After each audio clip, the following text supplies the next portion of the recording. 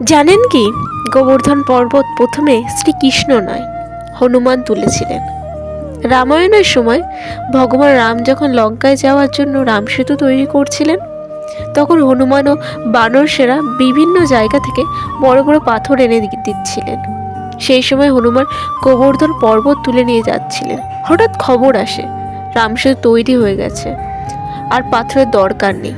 তাই হনুমান গোবর্ধন পর্বতকে বৃন্দাবনে যমুনার তীরে রেখে দেন।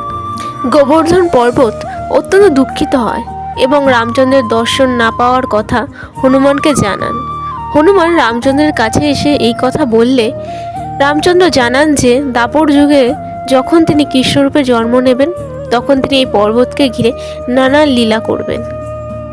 পরবর্তীতে শ্রীকৃষ্ণ ইন্দ্রের অহংকার ভাঙতে 7 দিন ধরে কনিষ্ঠ আঙুলে গোবর্ধন পর্বত ধারণ করে বৃন্দাবনবাসীকে রক্ষা করেন এবং রামের দেওয়া প্রতিশ্রুতিও রক্ষা পায়।